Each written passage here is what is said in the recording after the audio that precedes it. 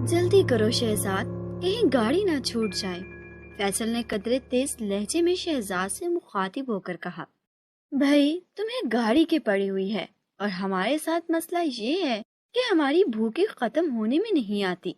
शहजाद ने बुरा सा मुंह बनाते हुए हाथ में पकड़े हुए केक पीस को घूरते हुए कहा। अरे भाई, गाड़ी में भी डाइनिंग कार होती है, वहाँ बैठकर जितना जी चाहे खा लेना। फैसल ने मुस्कुरा कर कहा। और बिल तुम्हारे जिम्मे। शहजाद ने इश्तियाक अमीज नजरों से फैसल को देखते हुए पूछा। हाँ हाँ, बिल मेरे जिम्मे। बस अब तुम नाश्ते के मेज से उठ खड़े हो, फैसल ने जवाब दिया। वाह मेरे शेर, ये बात हुई ना। अब तुम मुझे गाड़ी छोड़ हवाई जहाज में ले चलो, मुझे कोई एतराज नहीं है। शहजाद ने फुर्ती से उठते हुए कहा। मगर हवाई जहाज में तो डाइनिंग कार नहीं होती, फैसल ने शरारत भरे लहजे में कहा। अरे बाप रे, फिर तो मैं हवाई जहाज में नहीं जा सकता, गाड़ी ही ठीक रहेगी। शहजाद ने कानों को हाथ लगाते हुए कहा। अच्छा, बातें बंद और जल्दी से तैयार हो जाओ, गाड़ी छूटने में सिर्फ आधा घंटा बाकी रह गया है, फैसल ने कहा। और शहजाद सर हिलाता हुआ तेजी से बाथरूम में घुस गया और फिर 10 मिनट बाद ही वो कपड़े बदलकर तैयार हो चुका था। फैसल तो पहले ही तैयार खड़ा था। चाचा वो दोनों तेज तेज कदम उठाते घर से बाहर निकले और सड़क पर आकर टैक्सी के इंतजार में खड़े हो गए, मगर टैक्सी का कहीं दूर नजदीक पता न था। कमाल है, ये टैक्सी ही नहीं मिल रही, कहीं तमाम टैक्सी वाले खाना खाने तो नहीं बैठ गए। शहजाद ने इधर उधर देखते हुए कहा। सब तुम्हारी तरह पेटू नहीं है, तुम्हारा बस चले तो तुम तमाम जिंदगी खाने के मेज से हिलो ही नहीं, फैसल ने जवाब दिया। कहाँ यार, मैं तो कुछ खाता ही नहीं, मेरी अम्मी को तो बस हसरत ही रही कि शहजाद कुछ खा ले। शहजाद ने मस्कीन सी सूरत बनाते हुए कहा। हाँ हाँ, मुझे इल्म है कि वाकई तुम कुछ नहीं खाते, फैसल ने मुस्कुराते हुए कहा। और उसी लम्हे दूर से उन्हें एक खाली टैक्सी आती नजर आ गई। फैसल ने उसे रोकने का इशारा किया और चंद लम्हे बाद वो दोनों टैक्सी में सवार हो गए। रेलवे स्टेशन चलो, फैसल ने ड्राइवर से कहा और ड्राइवर ने सर हिलाते हुए टैक्सी मोड़ी और फिर तेजी से उसे दौड़ाने लगा। भाई टैक्सी ड्राइवर, और तेज चलाओ, मुझे भूख लगी है, शहजाद ने टैक्सी ड्राइवर से मुखातिब होकर कहा। जी क्या फरमाया, भूख लगी है? टैक्सी ड्राइवर ने हैरत भरे लहजे में पूछा। हाँ भाई, भूख के मारे मेरे पेट में शेर और चीते दौड़ रहे हैं, शहजाद ने पेट पर हाथ फेरते हुए कहा। तो फिर पहले आपको होटल ना ले चलूं? टैक्सी ड्राइवर ने मुस्कुराते हुए जवाब दिया। नहीं भाई, इसकी बातों में ना आओ और स्टेशन ले चलो, इसे तो दुनिया में सवाए खाने के और किसी चीज से मतलब ही नहीं, फैसल ने हंसते हुए कहा। और ड्राइवर ने मुस्कुराते हुए सर हिला दिया। थोड़ी देर बाद वो रेलवे स्टेशन पहुंच गए। फैसल ने किराया दिया और फिर शहजाद का हाथ पकड़कर तेजी से गेट की तरफ बढ़ने लगा। अरे आहिस्ता चलो, भूख के मारे मुझसे तो चला ही नहीं जाता, टांगों में सकत ही नहीं रही, शहजाद ने मिनमिनाते हुए कहा। मगर फैसल ने परवाह न की और उसे खींचता हुआ स्टेशन पर पहुंच गया। गाड़ी स्टेशन पर पहले ही पहुंच चुकी थी और अब चलने ही वाली थी। जैसे ही वो दोनों स्टेशन पर पहुंचे, गाड़ी ने विसल दी और फिर हरकत में आ गई। आओ आओ, जल्दी करो, गाड़ी चल पड़ी है, फैसल ने तेज लहजे में कहा। और फिर वो शहजाद को खींचते हुए सामने वाले डिब्बे की तरफ भाग पड़ा। अरे मगर ये तो डाइनिंग कार नहीं है, शहजाद ने चीख कर कहा। मगर फैसल ने उसकी एक नसीनी और सामने वाले डिब्बे में सवार हो गया। शहजाद को भी मजबूरन उसे डिब्बे में सवार होना पड़ा। ये डिब्बा फर्स्ट क्लास का था और इसमें सिर्फ चंद मुसाफिर मौजूद थे। वो दोनों एक बर्थ पर जाकर बैठ गए। डिब्बे में मौजूद मुसाफिरों ने हैरत से इन दोनों लड़कों को देखा, मगर कोई बोला नहीं। मेरी भूख का क्या होगा, शहजाद ने सीट पर बैठते ही कहा। कुछ ना कुछ हो ही जाएगा, सब्र करो, फैसल ने मुस्कुराते हुए जवाब दिया। अरे कैसे हो जाएगा, यहाँ तो मुझे कहीं खाना नजर नहीं आ रहा, शहजाद ने हैरत से इधर उधर देखते हुए कहा। खाना तो डाइनिंग कार में मिलेगा, मगर अभी तो खाने का वक्त नहीं हुआ, एक उधेड़ उम्र मुसाफिर ने जो उनके सामने वाली सीट पर बैठा था मुस्कुराते हुए कहा। खाने का वक्त, कमाल है, खाने का भी कोई वक्त होता है? बस जब आदमी को भूख लगे खाने का वक्त ही तब होता है, शहजाद ने हैरत भरे लहजे में उस आदमी को देखते हुए जवाब दिया। तो क्या तुम नाश्ता करके घर से नहीं निकले थे? इस आदमी ने दिलचस्पी लेते हुए कहा। अरे कहाँ, फैसल ने नाश्ता करने ही नहीं दिया, शहजाद ने बुरा सा मुंह बनाते हुए कहा। अगर तुम्हें नाश्ता करने देता तो तुम्हारा नाश्ता दोपहर के खाने और रात के खाने और फिर दूसरी सुबह के नाश्ते और फिर कल के दोपहर के खाने और कल रात के खाने اور پھر پرسوں صبح کا ناشتہ۔ فیصل نے کہنا شروع کیا، ارے خواہ میری بھوک کو نظر لگا رہے ہو، میں تو کھاتا ہی کچھ نہیں۔ شہزاد نے اس کی بات کاٹتے ہوئے کہا، اور اس کی بات پر نہ صرف وہ مسافر بلکہ باقی مسافر بھی بے اختیار کھلکھلا کر ہنس پڑے۔ تم دونوں جا کہاں رہے ہو؟ اس ادھیر عمر مسافر نے مسکراتے ہوئے پوچھا۔ جہاں کھانا بغیر وقت کی پابندی کے ملے، شہزاد نے فوراً جواب دیا۔ ہم تفریح کرنے مالا بار جا رہے ہیں، فیصل نے سنجیدگی سے جواب دیا۔ اکیلے؟ مسافر نے حیرت بھرے لہجے میں کہا۔ کمال ہے، آپ ہمیں اکیلا سمجھ رہے ہیں؟ میرا پیٹ میرے ساتھ ہے، پھر مجھے کسی اور کی کیا پرواہ؟ شہزاد نے اپنے پیٹ پر ہاتھ پھیرتے ہوئے کہا۔ جی ہاں، ہم اکیلے ہی جا رہے ہیں، وہاں ہمارے چچا رہتے ہیں، فیصل نے جواب دیا۔ پھر اس سے پہلے کہ کوئی اور بات ہوتی، ٹکٹ چیکر اندر داخل ہوا اور اس نے مسافروں کے ٹکٹ چیک کرنا شروع کر دیے۔ سب سے آخر میں وہ فیصل اور شہزاد کے پاس پہنچا۔ ٹکٹ پلیز، ٹکٹ چیکر نے شہزاد سے مخاطب ہو کر کہا۔ کھانا پلیز، شہزاد نے ترکی بہ ترکی جواب دیا۔ کیا مطلب؟ ٹکٹ چیکر نے حیرت بھرے لہجے میں جواب دیتے ہوئے کہا۔ بھئی کمال کا ہوٹل ہے یہ، جہاں کے ویٹر کھانے کا مطلب ہی نہیں سمجھتے۔ شہزاد نے بھی جواب میں لہجے کو حیرت زدہ بناتے ہوئے کہا۔ میں ٹکٹ چیکر ہوں، ویٹر نہیں، اور یہ ریل گاڑی ہے، ہوٹل نہیں۔ ٹکٹ چیکر نے اس بار خسیرے لہجے میں جواب دیتے ہوئے کہا۔ ویٹر نہیں، ہوٹل نہیں، بھائی یہ نہیں کہ گدا مجھے بالکل اچھی نہیں لگتی۔ کھانے کے معاملے میں نہیں کا لفظ مجھے زہر لگتا ہے، سمجھے آپ؟ شہزاد نے برا سا منہ بناتے ہوئے کہا۔ چھوڑے ٹکٹ چیکر صاحب، یہ لیجئے ٹکٹ۔ فیصل نے مسکراتے ہوئے ٹکٹ اس کی طرف بڑھاتے ہوئے کہا۔ ٹکٹ چیکر نے برا سا منہ بناتے ہوئے ٹکٹ چیک کیے اور پھر فیصل کی طرف واپس بڑھاتے ہوئے کہا۔ آپ کے ساتھی کو مذاق کرنے کا سلیقہ نہیں آتا، اسے سمجھائیے، ٹکٹ چیکر نے کہا اور پھر تیزی سے کمرے سے باہر نکل گیا۔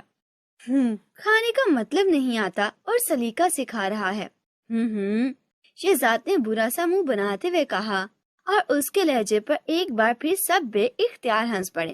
چند لمحے ڈبے میں خاموشی رہی، پھر شہزاد نے ہی خاموشی توڑتے ہوئے کہا۔ یار فیصل، ابھی کھانے کا وقت نہیں ہوا، خدا کی قسم میری تو بھوک کے مارے جان لبوں پر آ گئی ہے۔ شہزاد نے کہا۔ تو نکل جانے دو اسے لبوں سے، تمہارا کیا بگڑتا ہے؟ معدہ کچھ اور خالی ہو جائے گا، فیصل نے مسکراتے ہوئے کہا۔ ہاں تم تو یہی کہو گے تاکہ میرے حصے کا کھانا بھی خود کھا سکو، شہزاد نے غصیلے لہجے میں کہا۔ پھر اس سے پہلے کہ فیصل کوئی جواب دیتا، باہر راہداری میں دوڑتے ہوئے قدموں کی آواز سنائی دی اور دوسرے لمحے ان کے ڈبے کا دروازہ ایک دھماکے سے کھلا اور ایک لمبا تڑنگا آدمی اندر داخل ہوا۔ وہ سب اسے دیکھتے ہی حیرت سے بت بن گئے، کیونکہ اس شخص نے چہرے پر سرخ رنگ کا نقاب چڑھایا ہوا تھا اور اس کے ہاتھ میں ایک سائلنسر لگا ریوالور موجود تھا۔ اس نے اندر داخل ہوتے ہی ایک جھٹکے سے شہزاد کو گردن سے پکڑا اور اسے گھسیٹتے ہوئے ملحقہ غسل خانے کے دروازے پر پہنچ گیا۔ اگر کسی نے میرے متعلق کسی کو کچھ بتایا تو میں اس لڑکے کو ذبح کر دوں گا، نقاب پوش نے بھیڑے کی طرح گڑاتے ہوئے کہا اور پھر وہ شہزاد کو گھسیٹتا ہوا غسل خانے میں گھس گیا۔ ادھر جیسے ہی غسل خانے کا دروازہ بند ہوا، ڈبے کا دروازہ ایک بار پھر دھماکے سے کھلا اور 3-4 پولیس افسر اندر داخل ہوئے۔ ان سب کے ہاتھوں میں ریوالور تھے۔ کوئی نقاب پوش تو یہاں نہیں آیا؟ ان میں سے ایک نے تیز لہجے میں فیصل سے مخاطب ہو کر پوچھا۔ جی نہیں، یہاں تو کوئی نہیں آیا، فیصل نے بڑے اطمینان بھرے لہجے میں جواب دیتے ہوئے کہا۔ باقی مسافر بھی خاموش رہے، کسی نے کوئی جواب نہ دیا۔ غسل خانے میں تو کوئی نہیں، پولیس افسر نے ایک اور سوال کرتے ہوئے کہا۔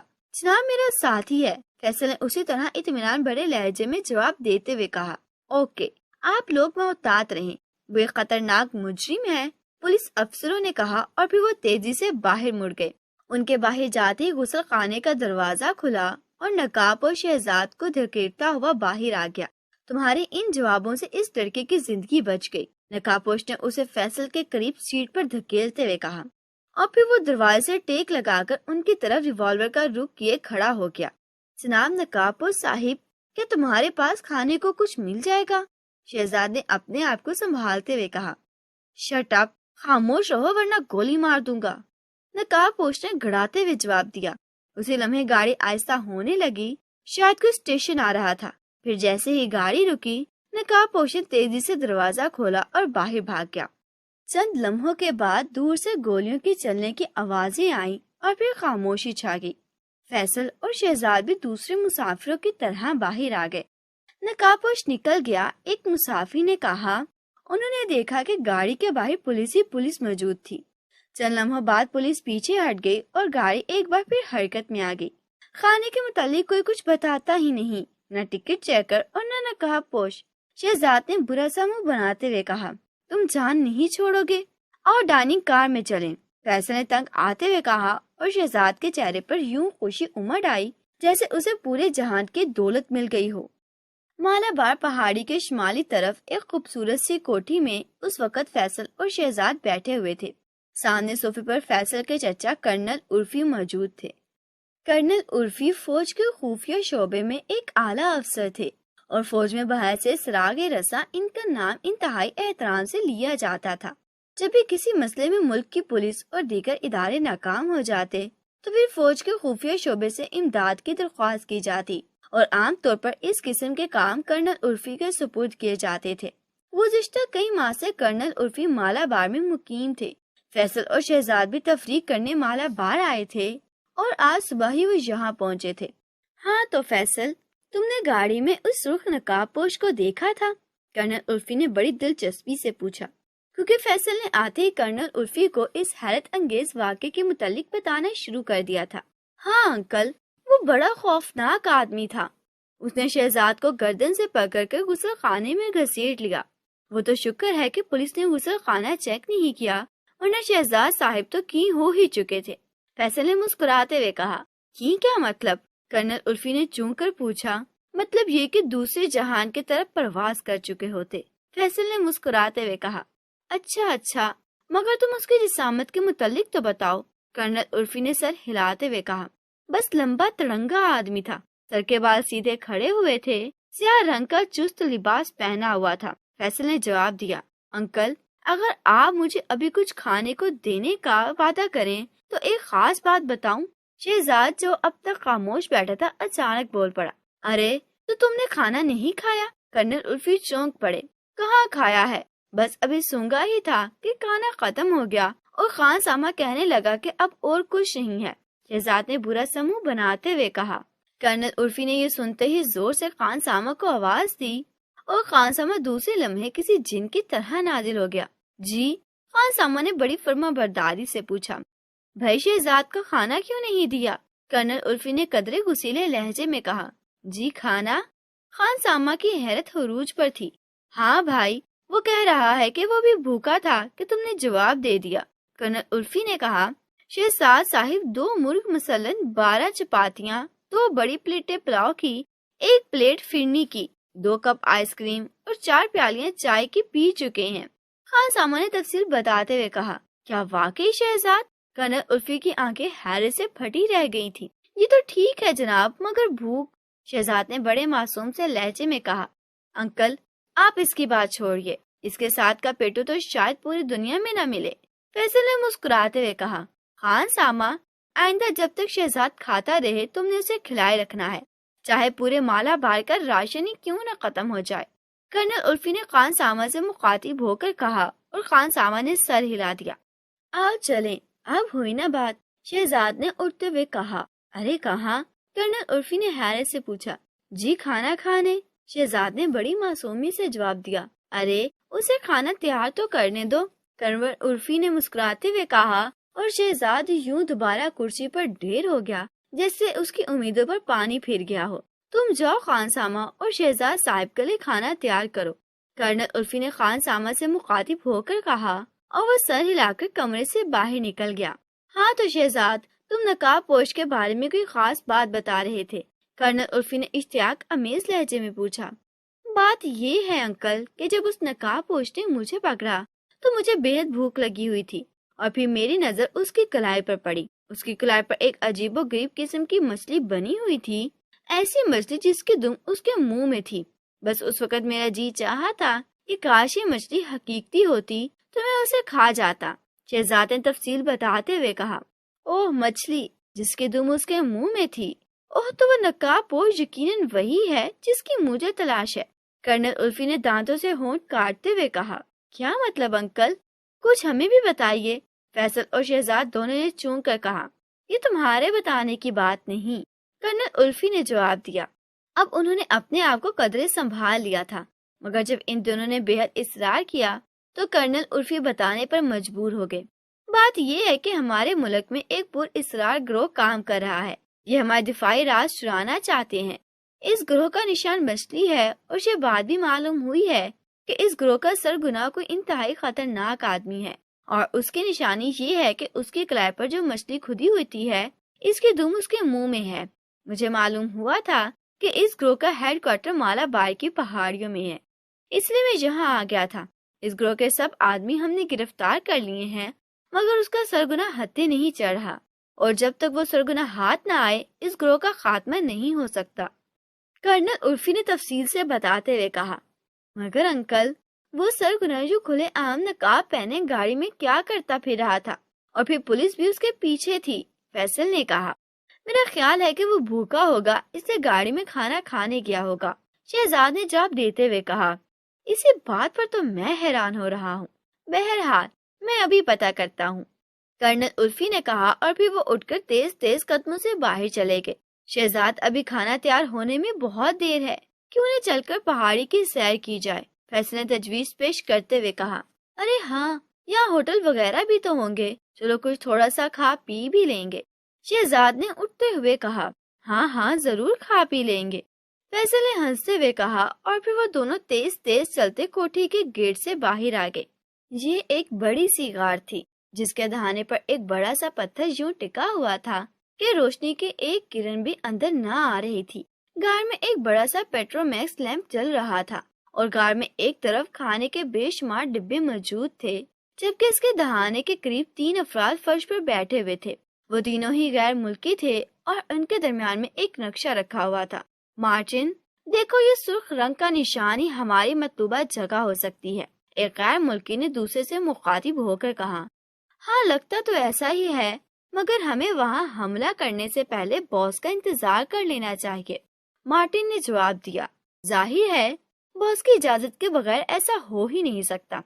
ویسے باس نے ہمت اور دلیری کی انتہا کر دی ہے، اس نے دن کی روشنی میں گاڑی میں موجود اعلیٰ فوجی افسر کو قتل کر کے اسے نقشہ حاصل کر لیا، اور پھر بچ بچا کر نکل آنے میں بھی کامیاب ہو گیا، پہلے والے غیر ملکی نے فخر امیز لہجے میں کہا۔ باس کی یہی خوبیاں تو ہیں جن کی وجہ سے وہ آج تک پکڑا نہیں گیا، اس قدر ہمت اور دلیری ظاہر ہے کسی اور کے بس کی نہیں، مارٹن نے جواب دیا۔ ویسے باس نے بہت بڑا رسک اٹھایا تھا، اس گاڑی میں اس اعلیٰ فوجی افسر کی حفاظت کے لیے بے شمار پولیس موجود تھی، اگر باس پکڑا جاتا تو، تیسرے غیر ملکی نے پہلی بار زبان کھولتے ہوئے کہا۔ باس تو چھلاوا ہے چھلاوا، کارٹر، اسے بھلا کون پکڑ سکتا ہے، مارٹن نے کہا۔ پھر اس سے پہلے کہ اس کی بات کا کوئی جواب دیتا، غار میں سیٹی بجنے کی ہلکی سی آواز گونجی، اور ان تینوں نے چونک کر قریب پڑے ایک بڑے سے ٹرانسمیٹر کی طرف دیکھا، جس پر موجود چھوٹا سا بلب تیزی سے جل بجھ رہا تھا۔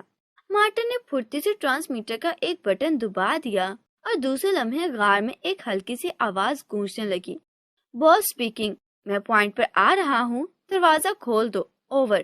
دوسری طرف سے باس کی آواز سنائی دی، اور مارٹن نے پھرتی سے بٹن آف کر دیا، اور پھر وہ اٹھ کر غار کے دانے کی طرف بڑھ گیا۔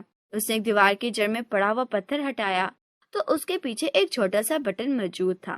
مارٹن نے اس بٹن کو دبا دیا، اور پھر واپس اپنی جگہ پر آ گیا۔ چند لمحوں بعد باہر قدم کی آہٹ ابھری، اور دوسرے لمحے وہ پتھر غار کے دہانے سے کسی دروازے کی طرح ہٹتا چلا گیا۔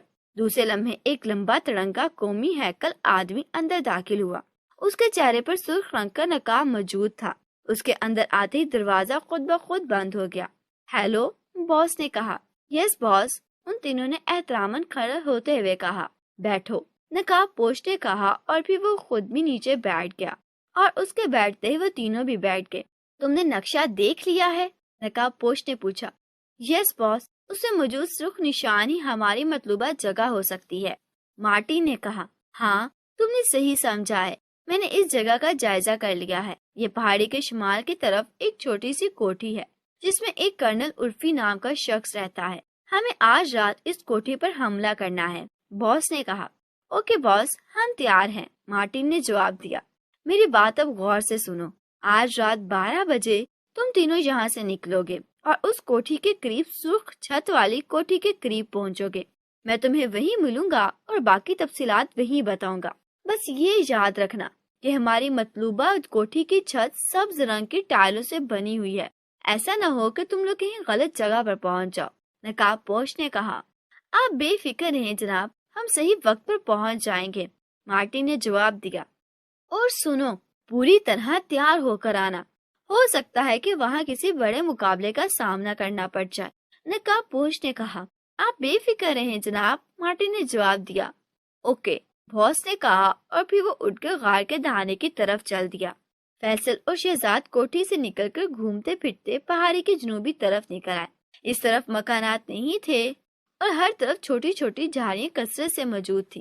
یار فیصل، تمہیں کیا ہو گیا ہے؟ کیا مجھے بھوکے مارنے کا ارادہ ہے؟ شہزاد نے برا سا منہ بناتے ہوئے کہا۔ شش، فیصل نے اچانک ہونٹے پر انگلی رکھتے ہوئے کہا، اور اس کے ساتھ ہی اس نے شہزاد کو بازو سے پکڑ کر ایک جھاڑی کے پیچھے گھسیٹ لیا۔ کوئی آدمی نیچے جھاڑیوں کے پیچھے حرکت کر رہا ہے۔ فیصل نے دور گہرائی میں موجود جھاڑیوں کی طرف اشارہ کرتے ہوئے کہا، کہیں بیٹھا کھانا تو نہیں کھا رہا؟ شہزاد نے بڑے رازدارانہ انداز میں پوچھا۔ خاموش رہو، مجھے دال میں کالا نظر آ رہا ہے، فیصل نے بڑے سنجیدہ لہجے میں کہا۔ دال؟ کہاں ہے دال؟ اس بھوک میں تو دال بھی مرغ مسلم سے لذیذ لگتی ہے۔ شہزاد دال کا نام سنتے ہی اچھل پڑا۔ فیصل نے کوئی جواب نہ دیا، وہ خاموشی سے انہی جھاڑیوں کو دیکھتا رہا، اور پھر چند لمحوں بعد وہ چونک پڑا۔ اس نے ایک لمبے تڑنگے شخص کو ایک جھاڑی کی اور سے نکل کر آتے دیکھا۔ اس شخص نے سیاہ رنگ کا سوٹ پہن رکھا تھا اور اس کے ہاتھ میں ایک رائفل تھی۔ وہ بڑے اطمینان سے جھاڑیاں پھلانگتا ہوا اوپر چوٹی کی طرف بڑھا چلا جا رہا تھا۔ یہ تو کوئی شکاری لگتا ہے، شاید اس نے کوئی خرگوش مارا ہو اور پھر اسے بھون کر وہاں کسی جھاڑی کے پیچھے رکھایا ہو، شہزاد نے پر امید لہجے میں کہا۔ شہزاد، کھانا کھانے کے علاوہ تمہارا ذہن اور کچھ نہیں سوچ سکتا؟ اس آدمی کی چال ڈھال دیکھو، مجھے یوں لگتا ہے جیسے اسے کہیں دیکھا ہوا ہے، فیصل نے بڑبڑاتے ہوئے کہا۔ ضرور دیکھا ہوگا، شاید کسی ہوٹل میں بیڑا ہو اور اسے ہمیں کھانا لا کر دیا ہو، شہزاد نے بڑے اطمینان سے سر ہلاتے ہوئے کہا۔ وہ دونوں ابھی تک ایک جھاڑی کے پیچھے چھپے بیٹھے تھے۔ وہ آدمی بڑے اطمینان سے چلتا ہوا ان کے قریب سے گزرا اور پھر اوپر چوٹی پر پہنچ کر ایک طرف بڑھنے لگا۔ فیصل نے اسے بڑے غور سے دیکھا تھا۔ اس کی آنکھوں میں شدید الجھن نمایاں تھی، جیسے وہ کوئی اہم بات یاد کرنے کی کوشش کر رہا ہو مگر اسے یاد نہ آ رہی ہو۔ جب وہ آدمی ان کی نظروں سے اوجھل ہو گیا تو فیصل تیزی سے اٹھ کھڑا ہوا۔ شہزاد، تم واپس کوٹھی جاؤ، میں اس آدمی کا پیچھا کرتا ہوں۔ مجھے ایک شک ہوا ہے، شاید میرا شک درست ثابت ہو، فیصل نے شہزاد سے مخاطب ہو کر کہا، اور پھر دوڑ کر تیزی سے اس آدمی کے پیچھے چل پڑا۔ ارے ٹھہرو، میں بھی تمہارے ساتھ چلتا ہوں۔ ہو سکتا ہے یہ آدمی کسی ہوٹل میں جا رہا ہو اور ہم اس کے پیچھے چلتے ہوئے اس ہوٹل میں پہنچ جائیں، شہزاد نے تیز تیز چلتے ہوئے کہا۔ مگر دوسرے لمحے وہ ٹھٹک کر رہ گئے، کیونکہ وہ آدمی ایک گلی میں کھڑی ہوئی سرخ رنگ کی کار میں بیٹھ کر آگے بڑھ گیا۔ کار بالکل نئی تھی اور اس پر کوئی نمبر پلیٹ بھی نہیں تھی۔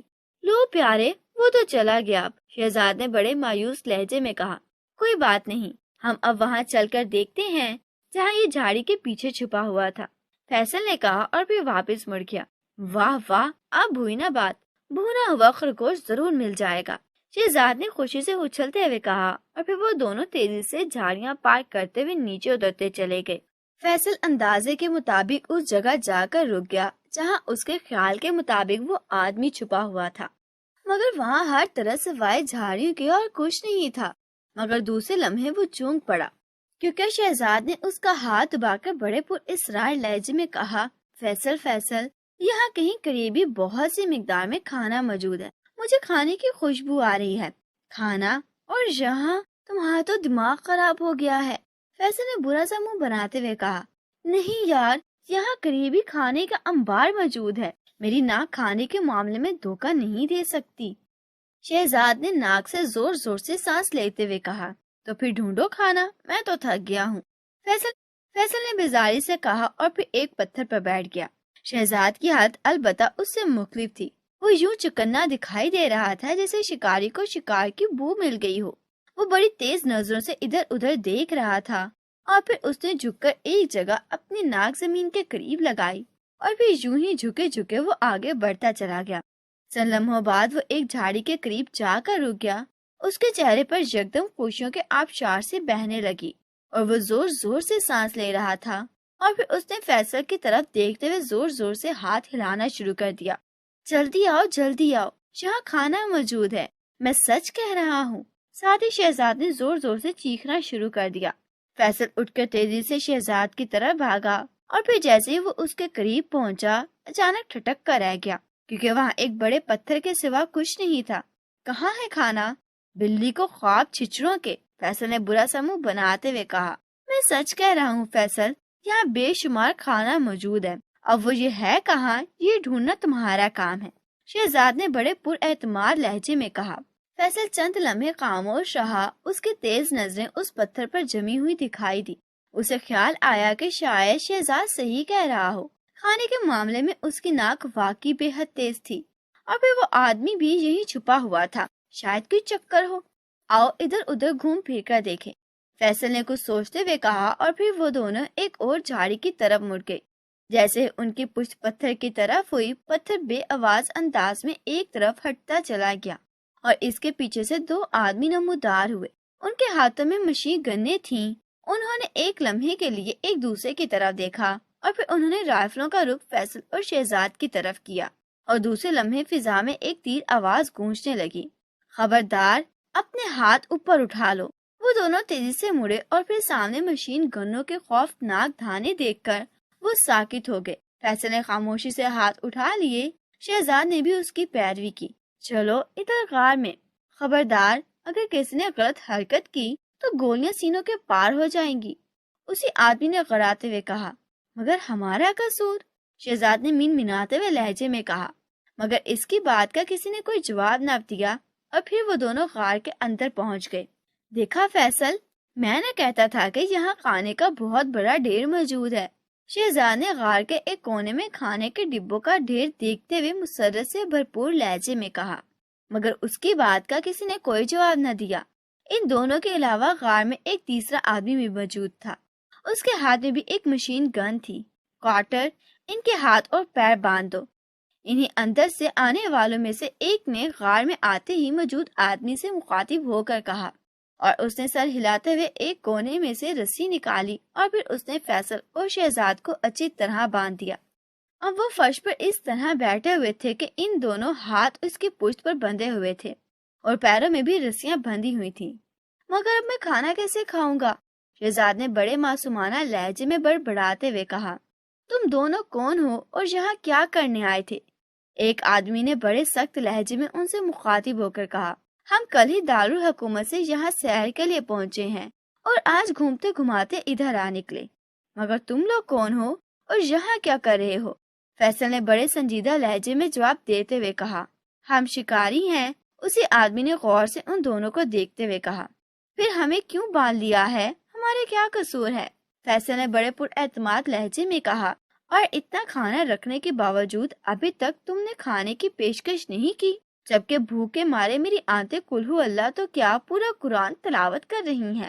شہزاد نے بڑے اشتیاق امیز لہجے میں اس کونے کی طرف دیکھتے ہوئے کہا جہاں کھانے کے ڈبوں کے ڈھیر پڑے ہوئے تھے۔ تم دونوں مالا بار میں کہاں رہتے ہو؟ اس آدمی نے سوچتے ہوئے کہا۔ اپنے انکل کی کوٹھی میں، کرنل عرفی میرے انکل ہیں، فیصل نے جواب دیا۔ اوہ، تم کرنل عرفی کے بھتیجے ہو؟ اسی کرنل عرفی کے جس کی کوٹھی کی چھت سبز رنگ کی ٹائلوں سے بنی ہوئی ہے؟ اس آدمی نے یوں حیرت بھرے لہجے میں کہا جیسے اسے اپنی ہی بات پر یقین نہ آ رہا ہو۔ ہاں ہاں، وہی کرنل عرفی۔ کیوں، کیا بات ہے؟ کیا تم انہیں جانتے ہو؟ فیصل نے بھی چونکتے ہوئے کہا۔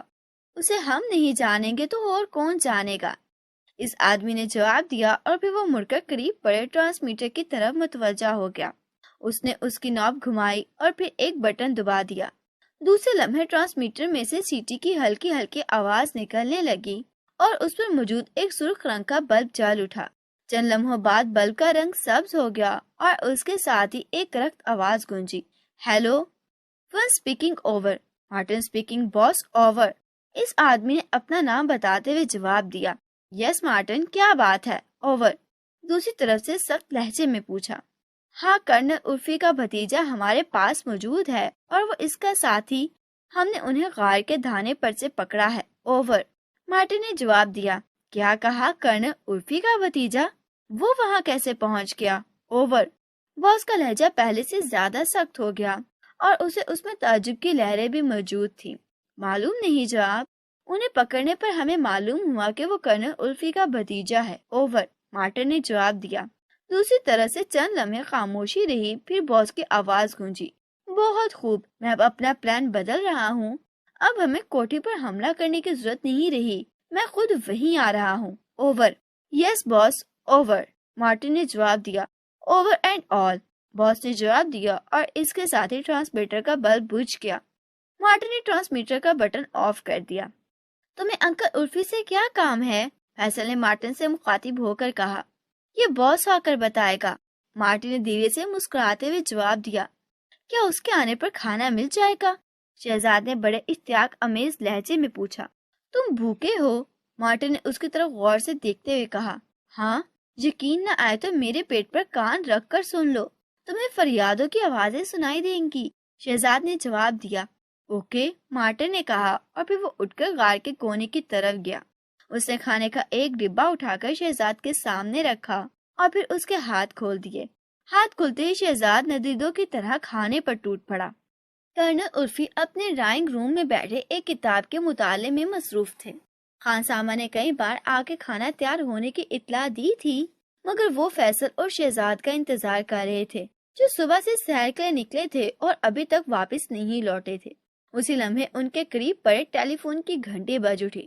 انہوں نے چن کر ٹیلی فون کی طرف دیکھا اور پھر ریسیور اٹھا لیا۔ یس، کرنل عرفی نے بڑے سنجیدہ لہجے میں کہا۔ کرنل عرفی؟ دوسری طرف سے ایک بھاری سی لہجے میں کسی نے پوچھا۔ یس، بول رہا ہوں، کرنل عرفی نے حیرت بھرے لہجے میں کہا۔ کہ تمہارا کوئی بھتیجا فیصل بھی ہے؟ دوسری طرف سے بولنے والے کا لہجہ کرک تھا۔ ہاں ہاں، کیا ہوا؟ خیریت تو ہے؟ کرنل عرفی فیصل کا نام سن کر چونک پڑے۔ ابھی تک تو خیریت ہے، مگر آئندہ کا انحصار تم پر ہے، دوسری طرف سے کہا گیا۔ کیا مطلب؟ میں سمجھا نہیں، کرنل عرفی نے الجھے ہوئے لہجے میں کہا۔ سنو کرنل عرفی، تمہارا بھتیجا اور اس کا دوست ہمارے پاس ہے اور ہم نے یہ فیصلہ کیا ہے کہ تمہارے بھتیجے کے جسم کا ایک ایک عضو علیحدہ علیحدہ کر کے تمہیں تحفے کے طور پر بھیجتے ہیں۔ دوسری طرف سے جواب ملا۔ مگر کیوں؟ تم کون بول رہے ہو؟ کیا تم پاگل ہو؟ کرنل عرفی غصے سے پھٹ پڑے۔ تو تم جو چاہے کہہ لو، مگر میرا یہ فیصلہ آخری ہے۔ البتہ اس میں ایک شرط پر لچک پیدا ہو سکتی ہے۔ اگر تم ریڈ بک ہمارے حوالے کر دو تو تمہارا بھتیجا اور اس کا دوست صحیح سلامت تمہیں مل سکتے ہیں۔ دوسری طرف سے کہا گیا۔ ریڈ بک؟ وہ کیا ہوتی ہے؟ کرنل عرفی نے دانتوں سے ہونٹ کاٹتے ہوئے کہا۔ یہ تم ہم سے بہتر سمجھ سکتے ہو۔ تم ہمیں 1 گھنٹے بعد دوبارہ فون کریں گے اور اگر تم نے ہاں نہ کی تو پھر اس کے ٹھیک 1 گھنٹے بعد تمہیں تمہارے پیارے بھتیجے کا ایک بازو تحفے کے طور پر مل جائے گا اور اسی طرح ہر 1 گھنٹے بعد اس کا ایک ایک عضو تمہیں ملتا رہے گا۔ خدا حافظ، دوسری طرف سے کہا گیا اور اس کے ساتھ ہی ٹیلی فون بے جان ہو گیا۔ کرنل عرفی نے بڑے ڈھیلے ہاتھوں سے ریسیور رکھ دیا۔ وہ سارا کھیل سمجھ گیا تھا۔ ریڈ بک کوڈ بک تھی جس میں ملک کے دفاعی رازوں کی تفصیل موجود تھی اور یہ بھی درست تھا کہ وہ ریڈ بک اس کے پاس موجود تھی کیونکہ اس نے یہی بہتر سمجھا تھا کہ وہ اسے اپنے پاس رکھے۔ نہ جانے مجرموں کو اس بات کا کیسے علم ہو گیا تھا، مگر اب صورتحال بےحد مخدوش تھی۔ اس کا پیارا بھتیجا مجرموں کے قید میں تھا، مگر وہ صرف اپنے بھتیجے کی خاطر اپنے ملک سے غداری نہیں کر سکتا تھا، مگر دوسری طرف وہ بھتیجے کا قتل بھی نہیں چاہتا تھا۔ وہ کافی دیر تک بیٹھا کچھ سوچتا رہا اور پھر اچانک ایک منصوبہ اس کے ذہن میں آ گیا اور اس کے چہرے پر اطمینان کے آثار ابھر آئے۔ شہزاد مارٹن کی منت سماعت کر کے 10 ڈبے کھانے کے کھا گیا، تب جا کر اس کے چہرے پر اطمینان کے آثار ابھرے۔ خدا کی پناہ، تم نے 10 آدمیوں کے برابر خوراک ایک ہی وقت کھا لی؟ مارٹن نے حیرت بھرے لہجے میں کہا۔ ہاں، کچھ گزارا ہو گیا ہے، شہزاد نے اطمینان بھرے لہجے میں پیٹ پر ہاتھ پھیرتے ہوئے کہا۔ پھر اس سے پہلے کوئی اس کی بات کا جواب دیتا، ٹرانسمیٹر سے سیٹی کی آواز گونجنے لگی۔ مارٹن نے چونک کر ٹرانسمیٹر کی طرف دیکھا اور پھر اس کا بٹن آن کر دیا۔ دروازہ کھولو، میں آ رہا ہوں، اوور۔ दूसरी तरफ से बॉस की आवाज गूंजी और मार्टिन ने ट्रांसमीटर का बटन ऑफ कर दिया और फिर उठकर दरवाजा खोलने का बटन दबा दिया। चंद लम्हों बाद दरवाजा खुला और बॉस अंदर आ गया। उसके चेहरे पर सुर्ख रंग का नकाब मौजूद था। ओहो, तुम दोनों हो वही जो मुझे गाड़ी में मिले थे, बॉस ने उन्हें बगौर देखते हुए कहा। ये कर्नल उर्फी का भतीजा है फैसल, मार्टिन ने आमिर की तरफ इशारा करते हुए कहा। बहुत खूब, बहुत खूब, बॉस ने जवाब दिया और फिर उसने मार्टिन से मुखातिब होकर कहा, मार्टिन जरा वायरलेस टेलीफोन ले आओ, मैं जरा कर्नल उर्फी से दो बातें कर लूं। मार्टिन तेजी से उठा और कोने से एक टेलीफोन नुमा आला उठा लाया। बॉस ने उसके ऊपर हाथ उभरे हुए हंसों को भारी भारी दबाना शुरू किया और फिर चंद लम्हों बाद वो कर्नल उर्फी से बातें कर रहा था। उसने फैसल और शहजाद के सामने कर्नल उर्फी से बात की और बात खत्म करने के बाद उसने बटन ऑफ करके सिलसिला मुनक़ता कर दिया। क्या तुम वाकई फैसल का बाजू काट दोगे? शहजाद ने पहली बार नकाब पोशे मुखातिब होकर कहा। हाँ, अगर कर्नल उर्फी ने हमारी बात ना मानी तो ऐसा ही होगा, बॉस ने बड़े सख्त लहजे में जवाब देते हुए कहा। ऐसा नहीं हो सकता कि तुम मुझे छोड़ दो ताकि मैं कर्नल उर्फी की मिन्नत समाज करके वो रेड बुक तुम्हें ला दूं, शहजाद ने कहा। शहजाद खामोश रहो, मेरी मौत मुल्क की सालमियत के मुकाबले में कोई अहमियत नहीं रखती, फैसल ने बड़े सख्त लहजे में शहजाद से मुखातिब होकर कहा। भाई बड़े जीदार लगते हो, बहरहाल देखो अब फैसल तुम्हारे अंकल पर मुनहसर है। हमने प्रोग्राम तो यही बनाया था कि आज तुम्हारे अंकल की कोठी पर हमला करके वहाँ से वो रेड बुक निकाल लाएं, मगर इसमें बेशुमार खतरात मौजूद थे, जबकि ये बड़ा सीधा साधा तरीका है, नकाबपोश ने मुस्कुराते हुए कहा। सुनो नकाबपोश बॉस साहिब, इस बार जब कर्नल उर्फी से बात हो तो मेरी बात कराना, मैं उन्हें कायल कर लूंगा, शहजाद ने बड़े इत्मीनान बड़े लहजे में कहा। अच्छा सोचूंगा, नकाबपोश ने सर हिलाते हुए जवाब दिया। ये बताओ कि तुम्हें इस बात का कैसे इल्म हुआ कि रेड बुक अंकल उर्फी के पास है? फैसल ने बॉस से मुखातिब होकर कहा। इस चक्कर में तो मुझे उस गाड़ी में जाना पड़ा था। एक आला फौजी अफसर कर्नल उर्फी से मिलने आ रहा था और मुझे इत्तला मिली कि वो रेड बुक अपने हमरा ला रहा है। चाचा मैंने उसे कत्ल कर दिया, मगर उसकी जेब से मुझे ये नक्शा मिला और इसके साथ ही एक हुक्मनामा था कि वो रेड बुक उस आला फौजी अफसर के हवाले कर दी जाए। फौजी हेडक्वार्टर को हंगामी तौर पर उसकी जरूरत पड़ गई थी। मुझे हुक्मनामा पढ़कर बेहद अफसोस हुआ, क्योंकि अगर मुझे पहले से ये इल्म होता तो मैं उस फौजी अफसर की वापसी पर कत्ल कर देता, नकाबपोश ने कहा। यूं तो ये बात है, फैसल ने सर झुकाते हुए कहा। वो कुछ सोच रहा था, फिर इसी तरह खामोशी में ही वक्त गुजरता चला गया। नकाबपोश बार बार अपनी घड़ी देख रहा था। फिर जैसे 1 घंटा गुजरा, उसने टेलीफोन का बटन दबाया और कर्नल उर्फी के नंबर डायल करने लगा। चंद लम्हों बाद ही राब्ता कायम हो गया। कर्नल उर्फी, 1 घंटा गुजर गया है, नकाबपोश ने सख्त लहजे में कहा। हाँ मुझे मालूम है, दूसरी तरफ से कर्नल उर्फी की आवाज उभरी। फिर तुमने क्या फैसला किया है? नकाबपोश ने इश्तियाक अमीज लहजे में पूछा। अगर मैं तुम्हें रेड बुक दे दूं तो इस बात की क्या जमानत है कि मेरा भतीजा और उसका दोस्त मुझे सही सालिम में मिल जाएंगे? कर्नल उर्फी ने पूछा। उसके लिए तुम्हें हम पर एतमाद करना पड़ेगा, और सुनो, हमारे साथ धोखा करने के मुतालिक सोचना भी नहीं। तुम्हारी तरफ से मिलने वाली रेड बुक हम अपने मुल्क के माहिरीन के पास भेज देंगे और वहाँ से जब हमें उसके सही होने की रिपोर्ट मिलेगी तब हम इन दोनों लड़कों को छोड़ देंगे, नकाबपोश ने कहा। ये बात गलत है, रेड बुक के लिए तुम्हें मुझ पर एतमाद करना पड़ेगा। मैं तुम्हें रेड बुक देने के लिए तैयार हूँ, मगर इस सूरत में कि वो दोनों लड़के तुम मेरे हवाले कर दो और मुझसे रेड बुक ले लो, दूसरी कोई सूरत नहीं, कर्नल उर्फी ने सख्त लहजे में जवाब दिया। नहीं, ऐसा नहीं हो सकता। मैं जानता हूँ कि तुम बेहद चालाक और अयार हो सकता है कि तुम मुझे नकली किताब दे दो, नकाबपोश ने जवाब दिया। मैं भी तुम पर एतमाद नहीं कर सकता। अगर तुम रेड बुक हासिल करके इन दोनों लड़कों को कत्ल कर दो तो मैं क्या कर सकता हूँ, कर्नल उर्फी ने जवाब दिया। उसका एक हल है, तुम मेरी बात अंकल से कराओ, मैं उन्हें कायल कर लूंगा, शहजाद ने अचानक नकाबपोश से मुखातिब होकर कहा। नकाबपोश चंद लम्हे खामोश रहा, फिर उसने रिसीवर शहजाद की तरफ बढ़ा दिया। अंकल, मैं शहजाद बोल रहा हूँ, शहजाद ने रिसीवर हाथ में पकड़ते हुए कहा। शहजाद, फैसल कहाँ है? कर्नल उर्फी ने बेचैन लहजे में कहा। वो यहीं मौजूद है अंकल, और ठीक ठाक है। अंकल, आप नकाबपोश की बात मान लें और उन्हें रेड बुक दे दें। ये मेरा वादा है कि रेड बुक वापस आपके पास पहुंच जाएगी, शहजाद ने यकीन भरे लहजे में कहा। نہیں شہزاد، ایسا ناممکن ہے، یہ ریڈ بک حاصل کرتے ہی تم دونوں کو ہلاک کر دیں گے، کرنل عرفی نے کہا۔ آپ بے فکر رہیں انکل، بس میرے لیے کھانا تیار کروا دیجئے۔ ایمان سے 10 ڈبے کھانے کے باوجود ابھی تک میرا پیٹ نہیں بھرا، شہزاد نے جواب دیا۔ کیا کہا؟ 10 ڈبے؟ کرنل عرفی چونک پڑے۔ ہاں انکل، یہ لوگ بڑے مہربان ہیں، انہوں نے مجھے 10 ڈبے کھانے کو دیے ہیں اور ابھی یہاں بے شمار ڈبے موجود ہیں۔ آپ بے فکر رہیں اور انہیں ریڈ بک دے دیں، ہماری فکر نہ کریں، ہمارے پاس کوئی کمی نہیں ہے، شہزاد نے جواب دیتے ہوئے کہا۔ نہیں شہزاد، ایسا نہیں ہو سکتا، مجھے ان پر اعتماد نہیں ہے، کرنل عرفی نے سخت لہجے میں جواب دیتے ہوئے کہا۔ انکل آپ سمجھتے کیوں نہیں؟ کھانے کے بے شمار ڈبے اور وہ بھی انتہائی قیمتی، بھلا ہمیں کیا ہو سکتا ہے؟ دوسری صورت میں یہ لوگ فیصل کو مار ڈالیں گے، شہزاد نے جھنجھلائے ہوئے لہجے میں کہا۔ اچھا ٹھیک ہے، ہاں اور ہو بھی کیا سکتا ہے، تم ریسیور نقاب پوش کو دو، کرنل عرفی نے آخر کا ہتھیار ڈالتے ہوئے کہا، اور شہزاد نے مسکراتے ہوئے ریسیور نقاب پوش کے ہاتھ میں پکڑا دیا۔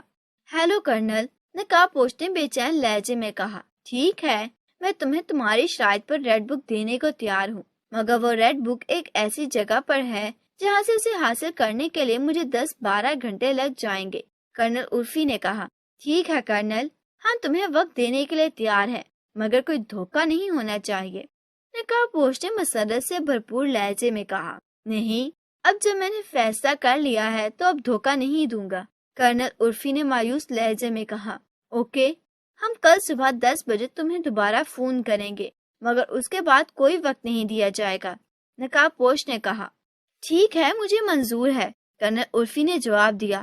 اوکے، اب میں کل 10 بجے ٹیلی فون کروں گا، نقاب پوش نے کہا، اور اس کے ساتھ ہی اس نے ریسیور رکھ کر بٹن آف کر دیا۔ دیکھا انکل، میری بات مان گئے نا، شہزاد نے مسکراتے ہوئے کہا۔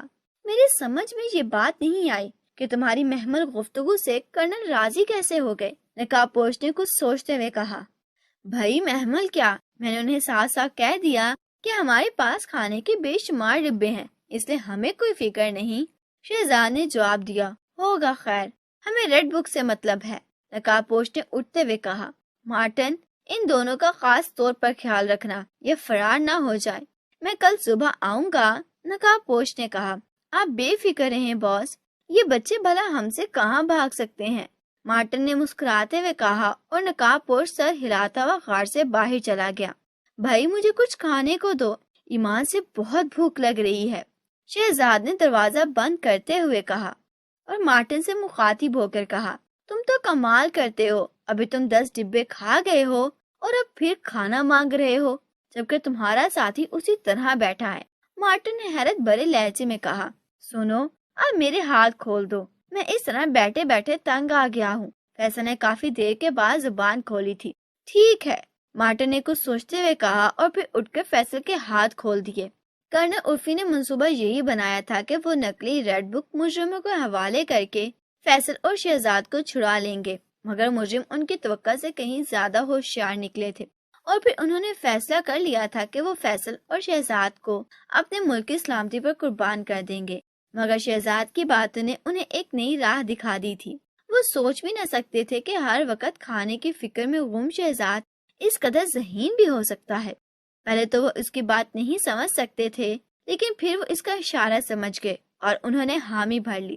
چانچہ ریسیور رکھتے ہی وہ اٹھ کھڑے ہوئے اور انہوں نے خان سامہ کو بلا کر رات کا کھانا تیار کرنے کی ہدایت دی، اور پھر وہ تیزی سے اپنی کار نکال کر کوٹھی سے باہر آ گئے۔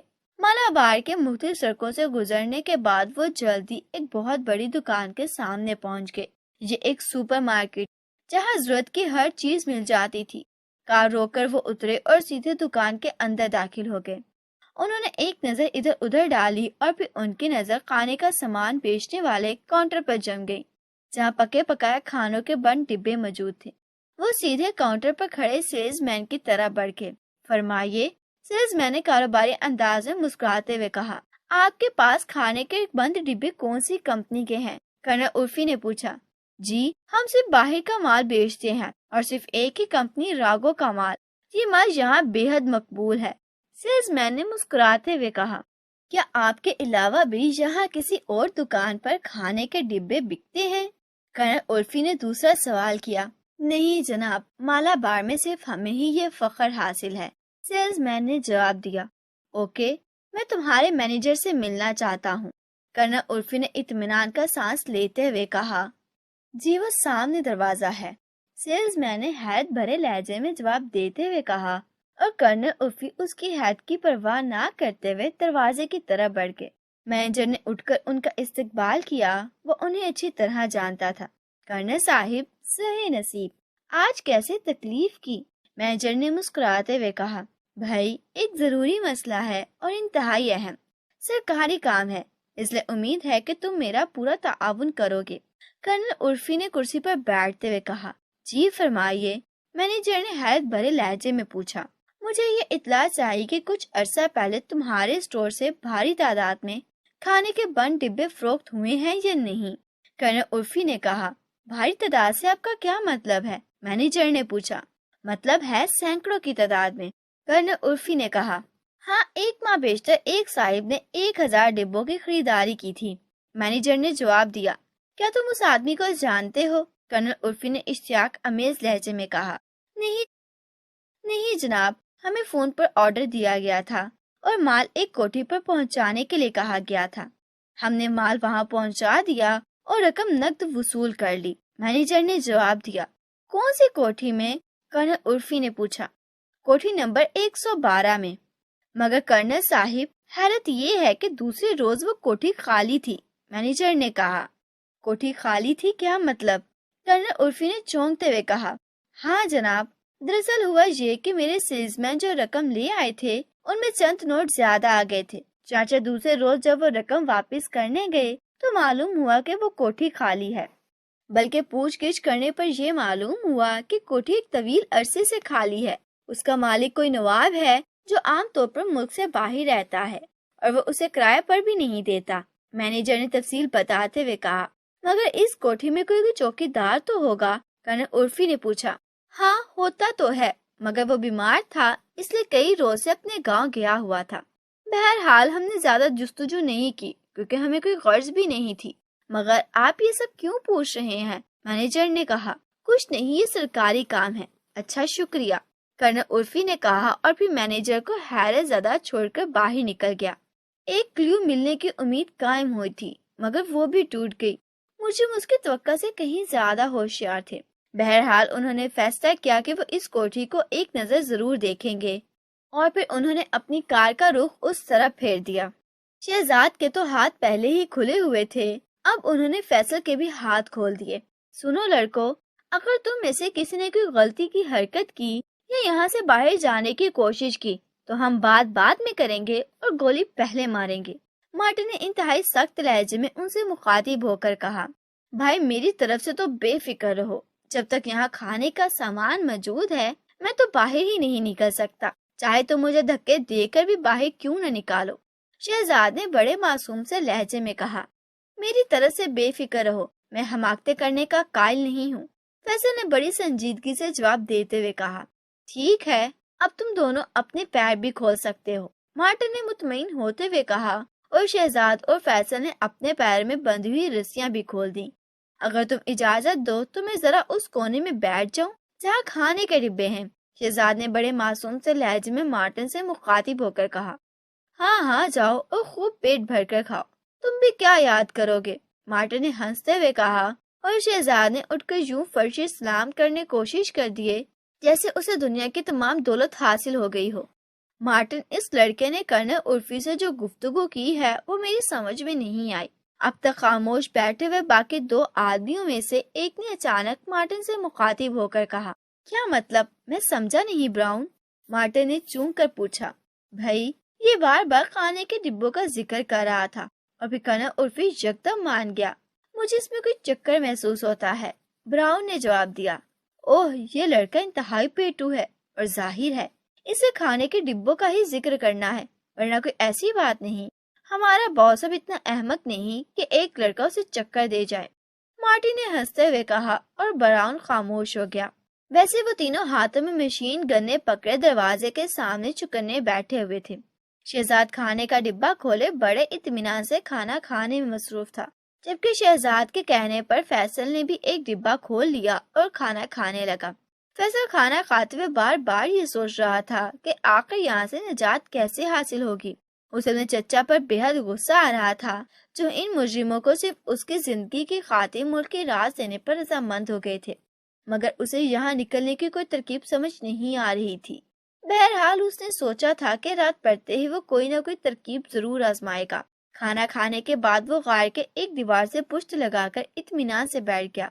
شہزاد ابھی تک کھانا کھانے میں مصروف تھا، مگر فیصل نے دیکھا کہ اب اس کے ہاتھ کھانے پر ڈھیلے پڑ گئے تھے۔ پھر اچانک شہزاد یوں اچھلا جیسے اس نے کوئی خوفناک چیز دیکھ لی ہو۔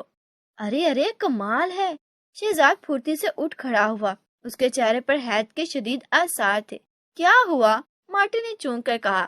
کمال ہے، اتنا قیمتی ڈبہ اور اس میں مکھی! لا حول ولا قوت!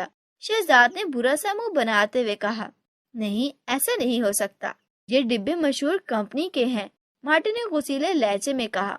لو دیکھو، میں کوئی جھوٹ بول رہا ہوں، شہزاد نے بھی غصیلے لہجے میں کہا، اور پھر دونوں ہاتھوں سے ڈبہ اٹھا کر مارٹن کی طرف بڑھا دیا۔ یہ ڈبہ قورمے کا تھا، اس میں آدھے سے زیادہ شوربہ بھرا ہوا تھا۔ دروازے کے سامنے بیٹھے ہوئے وہ تینوں حیرت سے شہزاد اور اس ڈبے کو دیکھ رہے تھے۔ قریب پہنچ کر شہزاد نے ڈبہ جھکایا۔ لو دیکھ لو، شہزاد نے کہا، اور وہ تینوں بیک وقت ڈبے پر جھک گئے، مگر دوسرے لمحے ان تینوں کی بے اختیار چھینکوں سے غار گونج اٹھی۔ شہزاد نے پوری قوت سے ڈبے میں موجود شوربہ ان تینوں کے چہرے پر پھینک دیا تھا، اور ان تینوں کو یوں محسوس ہوا جیسے ان کی آنکھوں میں کسی نے تیزاب پھینک دیا ہو۔ بے اختیار ان کے دونوں ہاتھ چہروں پر پہنچ گئے، اور اسی لمحے شہزاد نے انتہائی پھرتی سے مارٹن کی گود میں پڑی مشین گن کھینچ لی۔ دوسری طرف فیصل بھی بڑی دلچسپی سے یہ سب کچھ دیکھ رہا تھا۔ اسے جب یہ صورتحال دیکھی تو وہ ایک ہی لمحے میں شہزاد کا منصوبہ سمجھ گیا۔ چاچا وہ بھی بجلی کی سی تیزی سے حرکت میں آیا، اور اس نے بھی براؤن کی گود میں پڑی ہوئی مشین گن جھپٹ لی۔ شہزاد نے پیر کی ٹھوکر سے تیسرے آدمی کی مشین گن بھی ایک طرف پھینک دی۔ وہ تینوں ابھی تک اپنی آنکھیں ملنے میں مصروف تھے۔ خوب، میرا خیال ہے کہ اب تمہیں کھانے میں مکھی نظر آ گئی ہوگی، شہزاد نے کہکا لگاتے ہوئے کہا۔ تمہاری یہ مجال! مارٹن نے غصیلے لہجے میں چیختے ہوئے کہا۔ خبردار، اگر حرکت کی تو تمہاری مشین گنیں ہمارے ہاتھوں میں ہے، اور تمہیں یہ بھی بتا دوں کہ ہم اسے چلانا بھی جانتے ہیں، شہزاد نے بڑے غصیلے لہجے میں کہا۔ اب وہ تینوں بیٹھے آنکھیں تپتپا رہے تھے، ان کی آنکھوں سے بے تحاشا پانی بہہ رہا تھا۔ ادھر دیوار کی طرف منہ کر لو اور فیصل رسیاں لے کر ان کے ہاتھ پیر باندھ دو، شہزاد نے یوں کہا جیسے کسی فوج کا کمانڈر حکم دے رہا ہو۔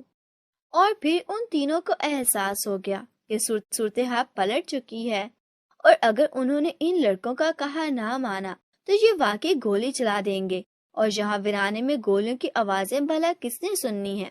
اس لیے انہوں نے بلا چور چرا شہزاد کا حکم مان لیا، اور فیصل نے ان تینوں کو رسیوں کی مدد سے بڑی مضبوطی سے باندھ دیا، اور پھر ان کے منہ میں کپڑے ٹھونس دیے۔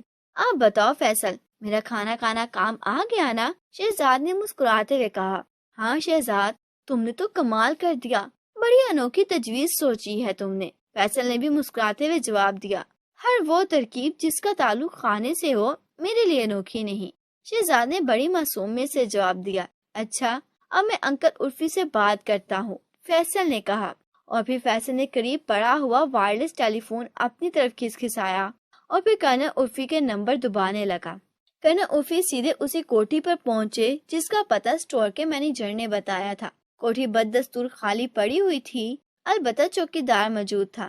کرنل عرفی نے چوکیدار سے پوچھ گچھ کی، مگر بے سود، اسے کسی بات کا علم ہی نہیں تھا۔ البتہ اس نے یہ اقرار ضرور کیا تھا کہ وہ بیمار ہو گیا تھا، اور چونکہ وہ یہاں اکیلا تھا اس لیے وہ کوٹھی بند کر کے اپنے گاؤں چلا گیا تھا، اور وہاں سے ایک ہفتے بعد آیا تھا۔ کوٹھی اسی طرح بند تھی، البتہ اس نے لان میں کاروں کے ٹائروں کے نشانات ضرور دیکھے تھے۔ اس کے علاوہ چونکہ وہ اور کچھ نہ بتا سکا تھا، اسے کرنل عرفی مایوس ہو کر واپس اپنی کوٹھی پر آ گئے تھے۔ وقت تیزی سے گزرتا چلا جا رہا تھا، اور کرنل عرفی سوچ رہے تھے کہ آخر اس کا انجام کیا ہوگا۔ انہوں نے کھانوں کے ڈبوں کا اشارہ سمجھ کر نقاب پوشی سے وقت حاصل کیا تھا، مگر اس کا بھی کوئی فائدہ نہ ہوا۔ ابھی وہ بیٹھے سوچ رہے تھے کہ اچانک ٹیلی فون کی گھنٹی بج اٹھی۔ انہوں نے ڈھیلے ہاتھوں سے ریسیور اٹھا لیا۔ انکل، میں فیصل بول رہا ہوں۔ ہم نے مجرموں پر قابو پا لیا ہے، آپ جلدی آئیے، فیصل نے تیز تیز لہجے میں کہا۔ ارے وہ کیسے؟ کرنل عرفی بری طرح چونک پڑے اور وہ سوچ بھی نہیں سکتے تھے کہ دو لڑکے اتنے خطرناک مجرموں پر قابو پا سکتے ہیں۔ مگر جب فیصل نے انہیں تمام واقعہ بتایا تو وہ شہزاد کی عقل مندی پر اشک کر اٹھے، اور پھر فیصل نے پوری تفصیل سے انہیں وہ جگہ بتائی جہاں وہ قید تھے۔ میں آ رہا ہوں، کرنل عرفی نے کہا، اور پھر ایک جھٹکے سے ریسیور رکھ دیا، اور پھر تیز تیز قدم اٹھاتے کمرے سے باہر نکلے، اور چند لمحوں بعد ان کی گاڑی انتہائی تیز رفتار سے پہاڑی کی دوسری طرف بھاگی چلی جا رہی تھی۔ پہاڑی کی دوسری طرف پہنچ کر انہوں نے ایک گلی میں گاڑی چھوڑی اور پیدل پہاڑی سے نیچے اترنے لگے۔ ہر طرف جھاڑیاں ہی جھاڑیاں پھیلی ہوئی تھی۔ فیصل نے انہیں بڑے سے پتھر کی نشانی بتا دی تھی، اس سے وہ جھاڑیوں کے درمیان اس بڑے پتھر کو ڈھونڈتے ڈھونڈتے آخرکار اس غار کے دہانے پر پہنچ گئے۔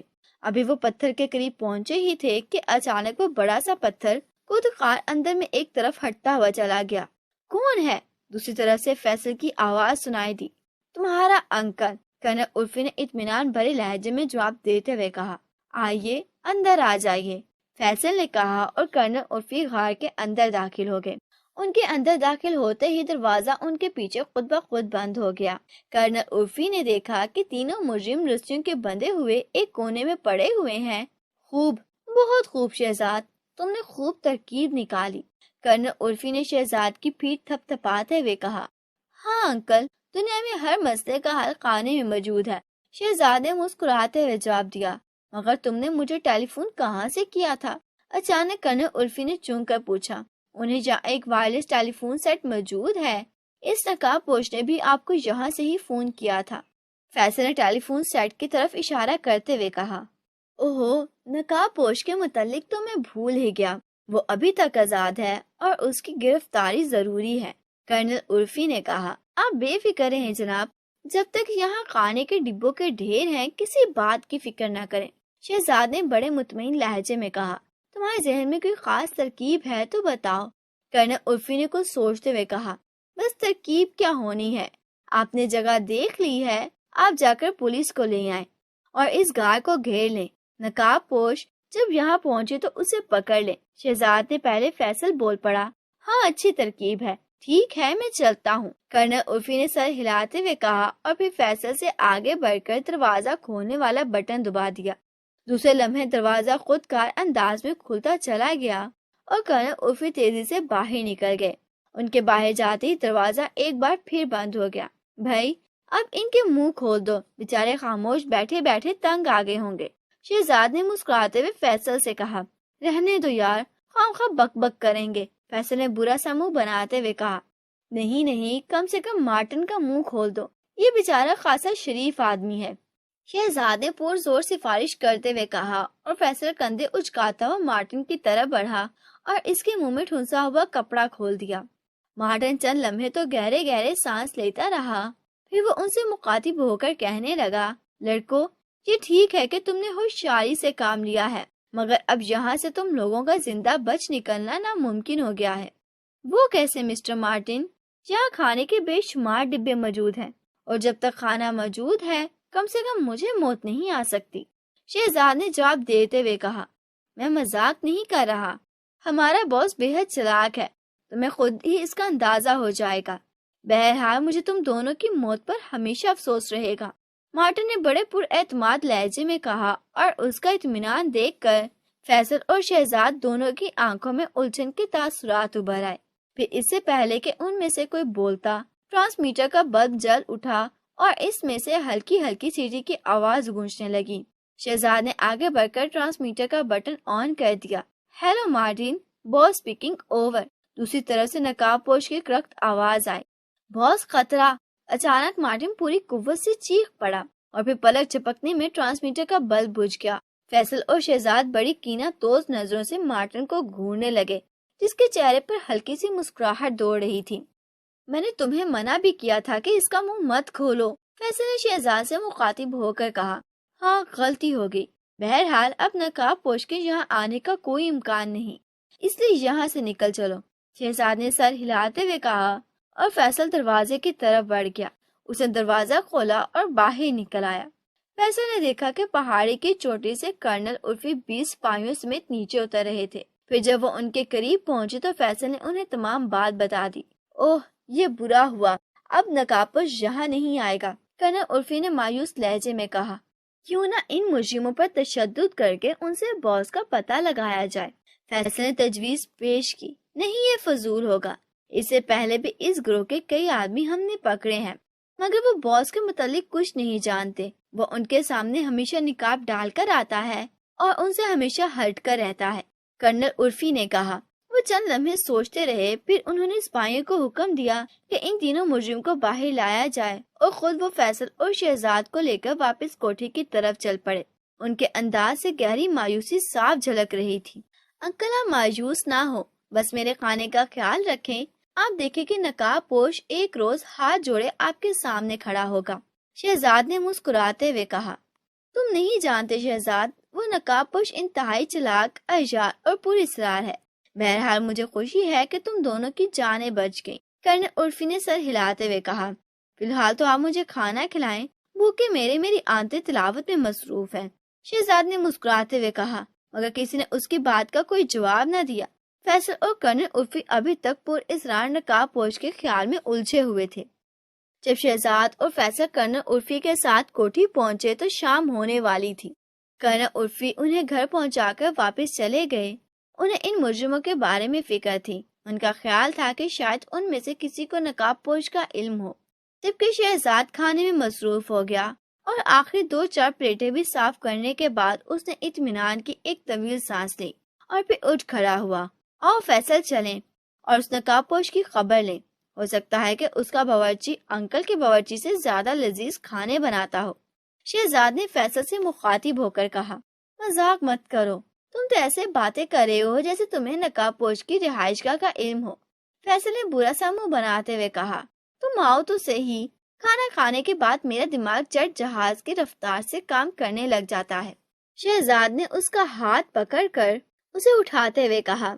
आखिर कुछ पता भी तो चले कि तुम जाना कहाँ चाहते हो, फैसल ने कहा।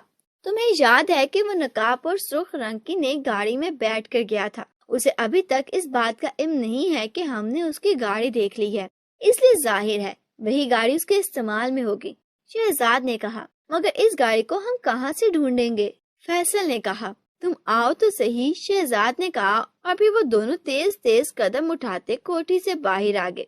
शहजाद का रुख शहर की बड़ी सड़क की तरफ था। मुझे नहीं बताओगे कि तुम्हारे जहन में क्या तजवीज है, फैसल ने पूछा। सुनो फैसल, तुम्हें मालूम है कि मेरे वालिद कारों के बिजनेस करते हैं, इसलिए मुझे कारों के मुतालिक अच्छी तरह इल्म है। मैंने नकाबपोश की कार देखते ही पहचान लिया था कि वो पेट्रोल की बजाय डीजल से चलने वाली गाड़ी है। ऐसी गाड़ियां बहुत महंगी होने की वजह से बहुत कम लोग रखते हैं, इसलिए मुझे उम्मीद है कि किसी पेट्रोल पंप से हमें इसके मुतालिक मालूमात जरूर मिल जाएंगी, शहजाद ने तफसील बताते हुए कहा। ओह, वाकई अच्छी तरकीब है, फैसल ने खुश होते हुए कहा और वो दोनों चलते हुए एक पेट्रोल पंप के पास पहुंच गए। मिस्टर, हम दोनों ने एक शर्त लगा रखी है और इसका फैसला आपने करना है, शहजाद ने सेल्समैन से मुखातिब होकर कहा। कैसी शर्त, उधेर उम्र सेल्समैन ने दिलचस्पी लेते हुए पूछा। मैं इसे कह रहा हूँ कि इस शहर में डीजल से चलने वाली कोई कार ही नहीं है, क्योंकि वो बेहद महंगी होती है, जबकि ये कहता है कि आजकल डीजल से चलने वाली कारें आम हो गई हैं। इसे यकीनन यहाँ ऐसी कारें बेशुमार होंगी, शहजाद ने शर्त बताते हुए कहा। बेशुमार वाली बात तो गलत है और तुम्हारी ये बात भी गलत है कि यहाँ डीजल से चलने वाली कारें सीधे से हैं ही नहीं, उधेर उम्र सेल्समैन ने मुस्कुराते हुए कहा। चलो छुट्टी हुई, हम दोनों ही गलत, लिहाजा शर्त बराबर, शहजाद ने हंसते हुए कहा। नहीं, तुमने कहा था कि एक भी नहीं है, अब अगर एक भी हुई तो शर्त मैं जीत गया, फैसल ने गुस्सीले लहजे में कहा। भाई, तुमने लफ्ज बेशुमार कहा था और जहाँ होंगी भी सही तो ज्यादा से ज्यादा एक होगी या 2 होंगी, बेशुमार नहीं हो सकती। क्यों जनाब, शहजाद ने सेल्समैन से मुखातिब होकर कहा। भाई, शर्त के मुताबिक तो तुम जानो, अलबत्ता इस शहर में अब तक मेरी नजर से सिर्फ 4 डीजल कारें गुजरी हैं, सेल्समैन ने जवाब दिया। चलो फैसल, इस बात पर शर्त लगा लो कि इन चारों में से कोई भी कार सुर्ख रंग की नहीं होगी, क्योंकि सुर्ख रंग की कार लोग कम पसंद करते हैं, शहजाद ने कहा। नहीं लड़के, यहाँ सुर्ख रंग की कार डीजल कार भी मौजूद है, اسے شرط مت لگاؤ، ہار جاؤ گے۔ سیلز مین نے مسکراتے ہوئے کہا، کیا تمام کاریں سرخ رنگ کی ہیں؟ شہزاد نے چونک کر پوچھا۔ نہیں، ایک کار سرخ رنگ کی ہے اور وہ مسٹر جارج کی ہے۔ بالکل نہیں، وہ ہمارے پیٹرول پمپ سے ہی ڈیزل بھرواتے ہیں، سیلز مین نے جواب دیا۔ مسٹر جارج، تو کیا وہ کوئی غیر ملکی ہیں؟ شہزاد نے چونک کر کہا۔ ہاں، وہ غیر ملکی ہیں اور مالا بار سائڈ اسٹریٹ کی کوٹھی نمبر 14 میں رہتے ہیں۔ میں نے ایک بار وہ کار وہاں کھڑی دیکھی تھی، سیلز مین نے جواب دیا۔ چلو ہو گیا، اچھا بھائی، شرط ختم۔ بہت بہت شکریہ جناب، شہزاد نے اکتاتے ہوئے لہجے میں کہا، اور پھر وہ فیصل کا ہاتھ پکڑ کر آگے بڑھ گیا۔ بھائی کمال کر دیا تم نے، کتنی آسانی سے اس نقاب پوش کا پتہ لگا لیا، فیصل نے خوشی سے اچھلتے ہوئے کہا۔ چلو وہ کوٹھی بھی دیکھ لیں، شہزاد نے کہا، اور پھر وہ دونوں مالا بار سائڈ اسٹریٹ کی طرف چل پڑے۔ کرنل عرفی رات گئے تو کوٹھی واپس لوٹے تو وہ بڑے مایوس دکھائی دے رہے تھے۔ فیصل اور شہزاد ان کے انتظار میں بیٹھے ہوئے تھے۔ کچھ پتا چلا انکل؟ شہزاد نے پوچھا۔ نہیں بھائی، ان تینوں مجرموں نے خودکشی کر لی ہے، ان کے پاس زہریلے کیپسول تھے، وہ انہوں نے کھا لیے، کرنل عرفی نے جواب دیا۔ انکل، اگر میں نقاب پوش کا پتہ بتا دوں تو آپ انعام میں مجھے کیا کھلائیں گے؟ شہزاد نے مسکراتے ہوئے کہا۔ بھائی چھوڑو، مذاق مت کرو، میں اس وقت بہت الجھا ہوا ہوں، کرنل عرفی نے قدرے تلخ لہجے میں کہا۔ شہزاد سچ کہہ رہا ہے انکل، اسے نقاب پوش کا پتہ چلا لیا ہے، ہم اس کی کوٹھی بھی دیکھ آئے ہیں، فیصل نے کہا۔ اچھا، وہ کیسے؟ کرنل عرفی فیصل کی بات سن کر چونک پڑے، اور پھر شہزاد نے سرخ کار والی تمام بات انہیں تفصیل سے بتا دی۔ مسٹر جارج اونوتھ وہ نقاب پوش ہیں، اس گروہ کے سرگراہ؟ کرنل عرفی یوں اچھل پڑے جیسے ان کے سر پر بم پھٹ پڑا ہو۔ آپ کو اس قدر حیرت کیوں ہوئی انکل؟ شہزاد نے پوچھا۔ اگر واقعی وہ نقاب پوش ہے تو پھر مجھے حیرت سے مر جانا چاہیے۔ جارج اونوتھ ہمارے ملک کے دفاعی مشیر ہیں، ہماری حکومت نے خاص طور پر انہیں بلوایا ہے تاکہ وہ ملک کے بہتر دفاع کے لیے منصوبے تیار کر سکیں۔ وہ واقعی آج کل گرمیاں گزارنے مالا بار آئے ہوئے ہیں، کرنل عرفی نے بتایا، اور پھر وہ تیزی سے دوڑتے ہوئے کمرے سے باہر نکلتے چلے گئے۔ چلو یار، خان سامہ سے پوچھے کچھ کھانے کے لیے موجود ہے، شہزاد نے طویل سانس لیتے ہوئے کہا۔ کرنل عرفی دوسرے روز صبح واپس آئے اور آتے ہی انہوں نے فیصل اور شہزاد کو گلے لگا لیا۔ بہت خوب میرے بچوں، تم نے واقعی ایک قابل قدر کارنامہ سر انجام دیا ہے۔ مسٹر جارج اونوتھ واقعی وہ نقاب پوش تھے، مگر اصلی جارج اونوتھ نہیں۔ یہ نقاب پوش ایک غیر ملکی جاسوس تھا اور اس نے مسٹر جارج کو قتل کر کے اس کا میک اپ کر لیا تھا۔ رات ہم نے انہیں گرفتار کر لیا ہے اور اب تک اس نے تمام جرموں کا اقرار کر لیا ہے۔ کرنل عرفی نے خوشی سے بھرپور لہجے میں کہا۔ انکل، آپ کا خان سما بڑا کاہل ہے، میرا پیٹ ہی نہیں بھرتا اور وہ کہہ دیتا ہے کہ کھانا ختم ہو گیا ہے، شہزاد نے بڑی معصومیت سے کہا۔ تم جس قدر چاہو کھاؤ شہزاد، تمہارے لیے کھانے کی کوئی کمی نہیں ہو سکتی۔ خان سامہ، خان سامہ، کرنل عرفی نے چیختے ہوئے کہا، اور شہزاد